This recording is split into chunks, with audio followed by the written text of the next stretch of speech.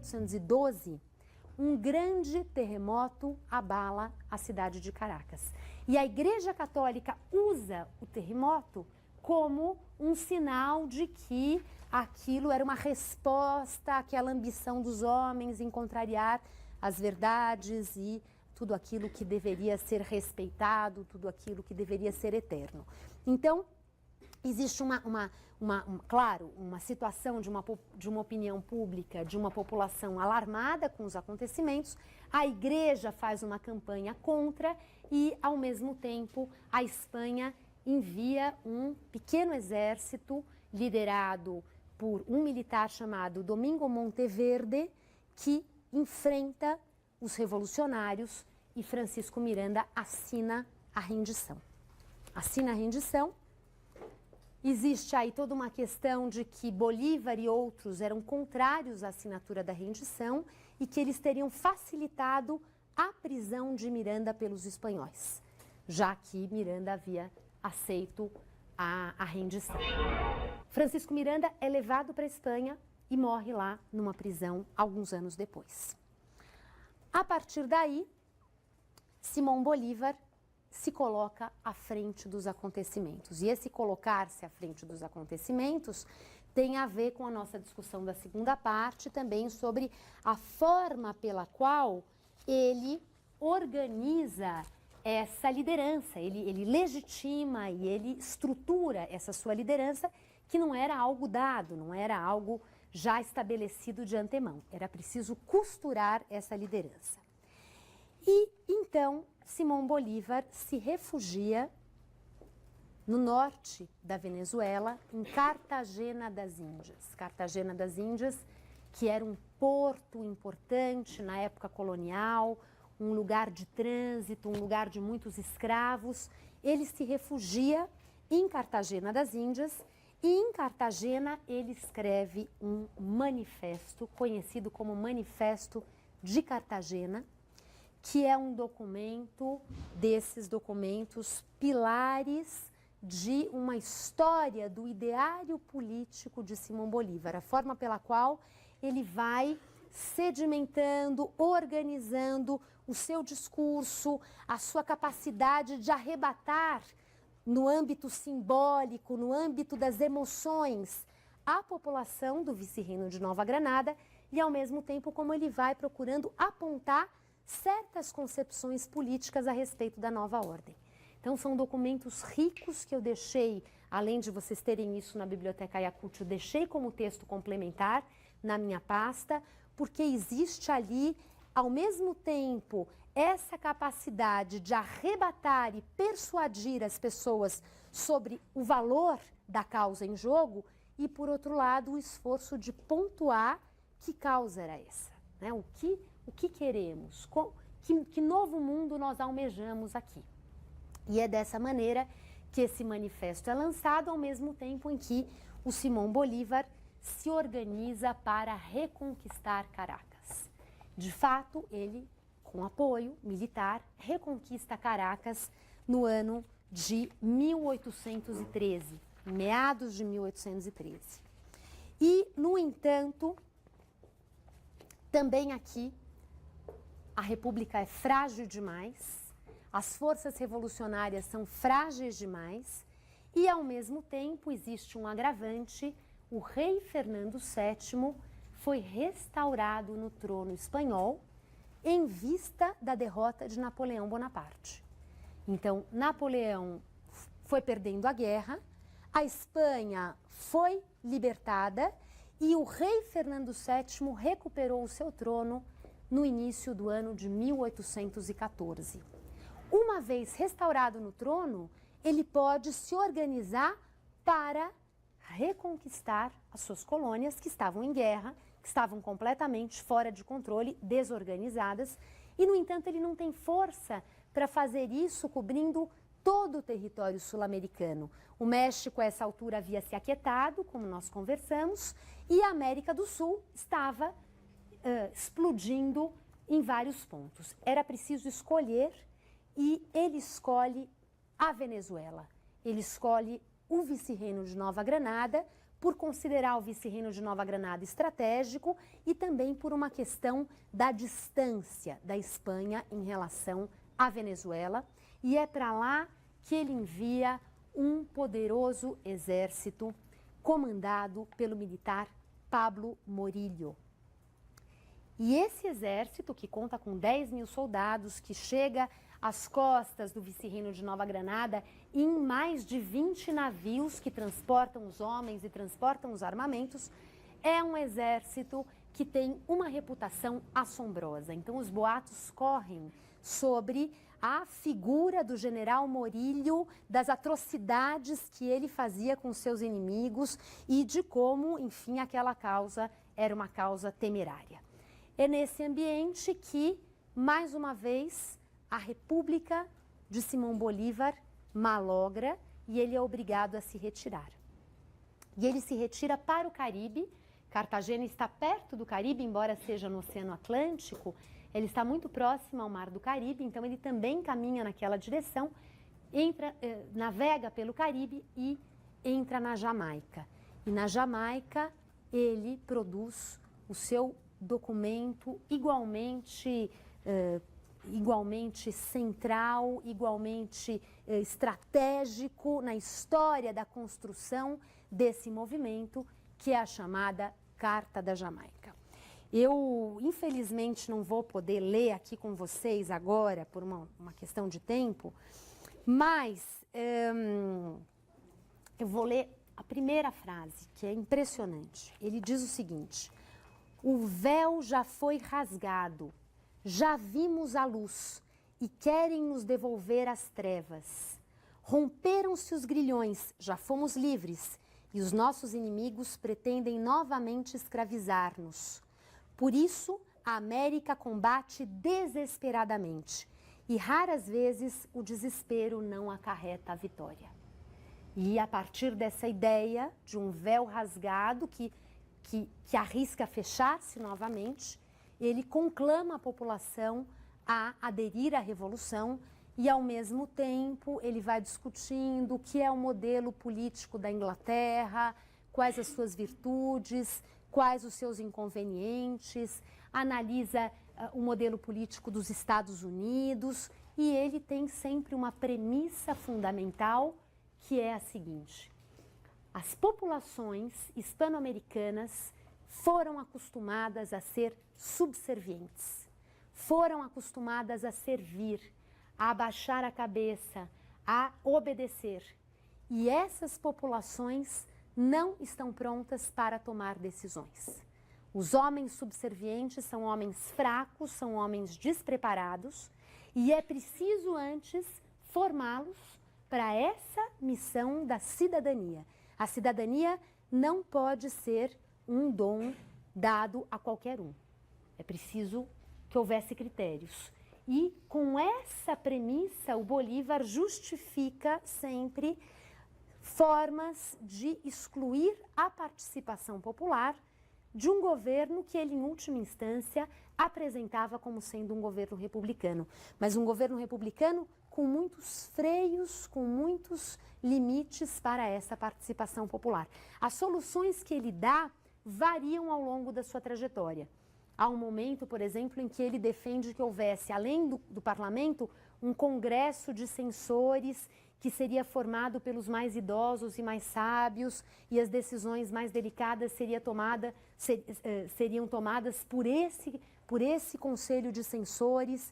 Então, há sempre alguma coisa que outorga ao governo central poderes extraordinários, mas ele vai equacionando essas soluções de formas que mudam de documento para documento.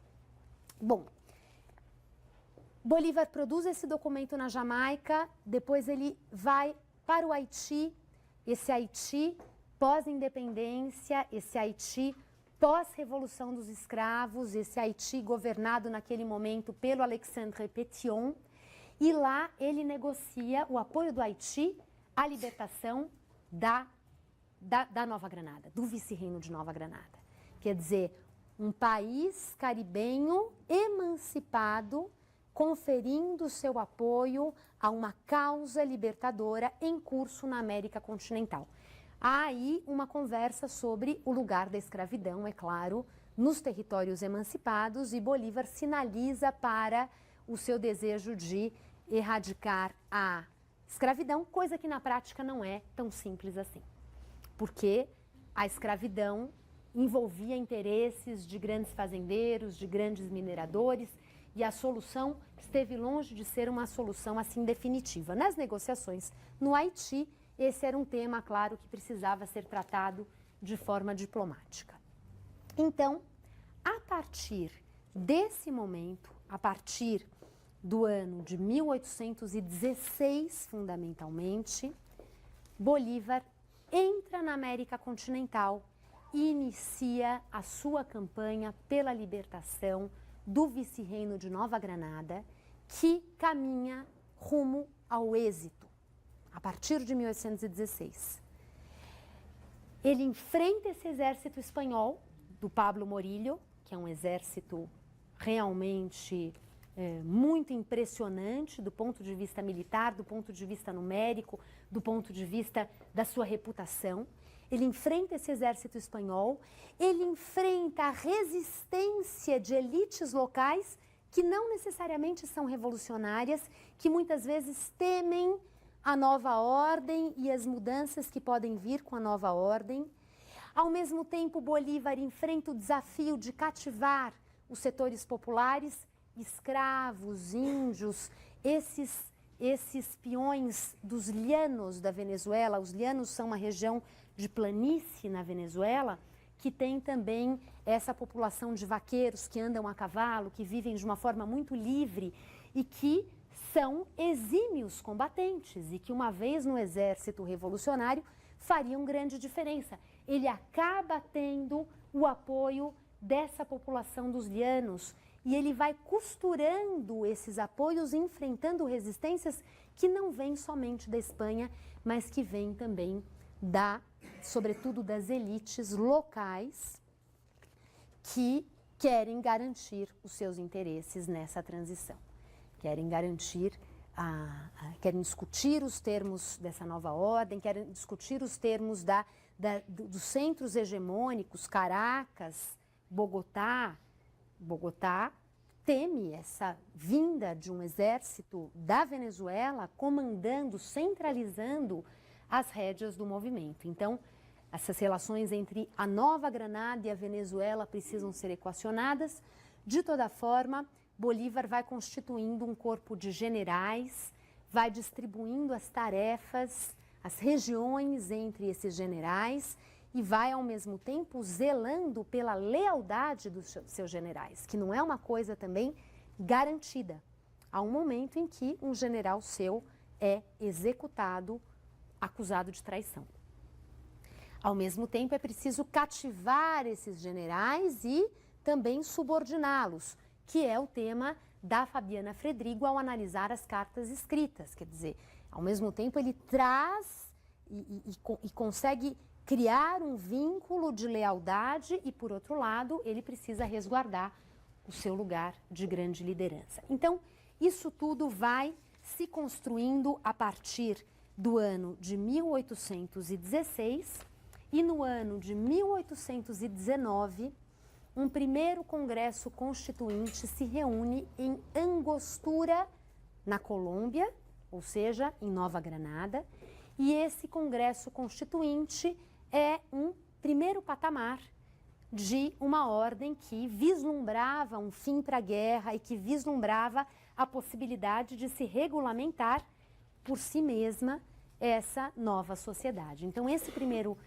congresso constituinte de Angostura, na cidade de Angostura, na Colômbia, é o congresso perante o qual Bolívar pronuncia o seu discurso ao Congresso de Angostura de 1819, que é outro documento fundamental nessa trajetória de uma construção de discursos, de horizontes que vai pavilhando o percurso de Simão Bolívar. Então, o discurso ao Congresso de Angostura, mais uma vez aqui, uma retórica extraordinária, uma retórica com essa capacidade de forjar grandes símbolos, forjar símbolos capazes de arrebatar a sociedade na direção almejada, que era a direção da emancipação, né? Um pouco que nós comentamos na semana passada a partir daquele poema que ele faz usando a imagem do Chimboraço e da visão que ele tem da América lá do alto do Chimboraço. Ocorrem as grandes batalhas, a Batalha de Boyacá, que liberta uma região importante da Colômbia, a Batalha de Carabobo, que liberta uma região importante da Venezuela, a Batalha de Pichincha, que liberta uma parte importante do Equador, e dessa forma o vice-reino de Nova Granada começa a consolidar a sua vitória perante o exército espanhol. E, de fato, nesse momento, o Pablo Morillo aceita se retirar da Nova Granada e retornar para a Espanha. Então, é assinado um armistício e o Pablo Morillo se retira. Então, a vitória no vice-reino de Nova Granada está consolidada e o que resta ainda como desafio é a libertação do vice-reino do Peru. Porque San Martín havia chegado a Lima, havia conquistado Lima e havia instaurado uma república no vice-reino do Peru, que, no entanto, era uma república oscilante, uma república vulnerável, uma república pobre, uma república incapaz de se defender da reação das forças realistas leais à Espanha. Quem eram essas forças realistas? Havia ali peninsulares, havia espanhóis e havia muitos criolhos do vice-reino do Peru que preferiam a manutenção dos laços coloniais. Isso, quando eu for dar aula sobre o Peru, eu vou detalhar melhor, tem a ver com toda uma história de o vice-reino do Peru se sentindo como protegido da Espanha durante muito tempo, contando com um número sem par de nobres, de pessoas com títulos nobiliárquicos e de um mundo, portanto, áureo, que entra em crise com as reformas borbônicas. E a nostalgia em relação ao mundo colonial, à Espanha, vem de uma ideia de que aqueles tempos áureos deveriam ser restaurados, né? Que a glória do Peru estava no passado e não no futuro. E, ao mesmo tempo, no Peru, a questão da insurreição de Tupac Amaru, da revolta de Tupac Amaru e do medo sobre o que fazer com as populações indígenas e como domar e controlar as populações indígenas em uma ordem independente. Então, tudo isso pesa em favor de uma presença forte de forças realistas leais à Espanha nesse vice-reino do Peru, que já é um Peru independente nesse momento, a partir de 1821, mais um Peru independente que não consegue consolidar a nova ordem. E San Martín se vê completamente impotente diante daquela situação. Ele tem um braço direito importante que vocês vão ver no livro do José Luis Romero, chamado Bernardo de Monteagudo, que veio da Argentina com ele, que era alguém que tinha ideias radicais russonianas no início da sua trajetória e que no Peru passa a defender a instauração de um regime monárquico, quer dizer, é preciso força e autoridade para plasmar a nova ordem, porque a república patinava. E é então que San Martín deixa o Peru para ir ao encontro de Simón Bolívar em Guayaquil, no Equador, no ano de 1822. E esse encontro entre Simón Bolívar e San Martín é um encontro mágico do ponto de vista do seu marco na narrativa histórica, de um momento de inflexão, de um momento de uma possível convergência entre as forças independentistas do sul da América do Sul e as forças independentistas do norte da América do Sul, que lá se encontram Não se sabe exatamente os termos da conversa, mas o fato é que San Martín abandona o Peru a partir daquele momento e parte com a sua filha pequena. Sua mulher havia falecido, sua filha de 8 anos parte em direção ao exílio na França e entrega a luta no Peru a Simão Bolívar.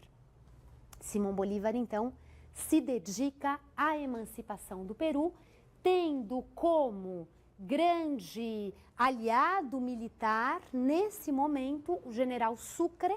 Não é à toa depois o nome da cidade, Sucre, na Bolívia. Sucre tem um papel importante na libertação do Peru e na libertação da Bolívia.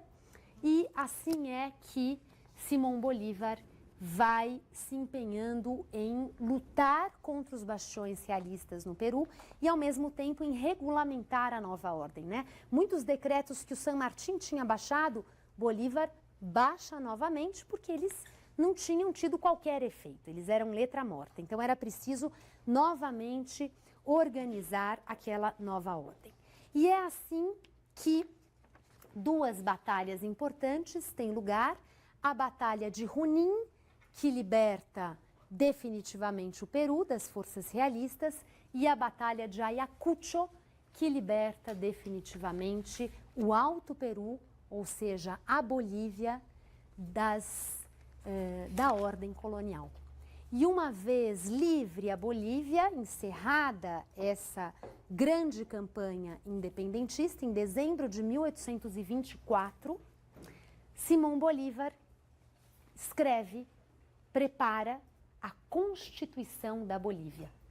E a Constituição da Bolívia é um documento igualmente seminal na trajetória desses documentos que vão plasmando a nova ordem e, ao mesmo tempo, ele é um documento de um conservadorismo muito grande nesse sentido da centralização do poder, de uma descrença em relação à participação popular, de uma convicção de que a ordem tinha que ser plasmada de cima para baixo, com força, com autoridade, com instituições bastante impermeáveis a essas paixões populares. Só essa ordem que viesse com força e com uma direção dada por quem tem condições de dá-la é que poderia tirar a Bolívia e as outras sociedades recém-emancipadas da América do Sul de uma situação de anarquia,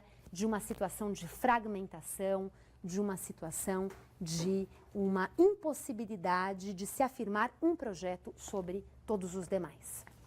Nesse meio tempo, encerrando agora, nesse meio tempo, Simão Bolívar, deixou na Colômbia, organizando o seu projeto de uma Gran Colômbia, o general Santander.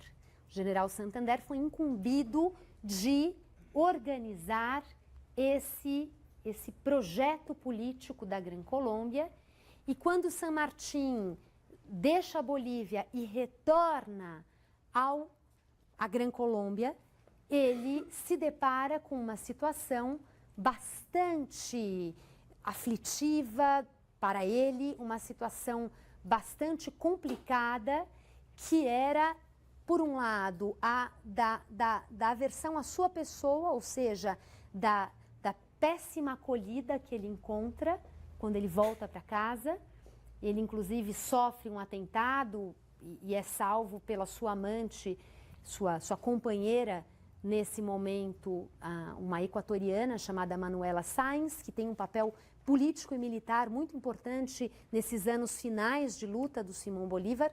Então, ele é salvo pela Manuela Sáenz, que intervém, mas, quer dizer, ele sofre um atentado, não existe espaço político para ele, ele não é bem recebido. O Santander controlou a situação em seu favor, o Santander se torna o peso pesado nesse ambiente político de Bogotá.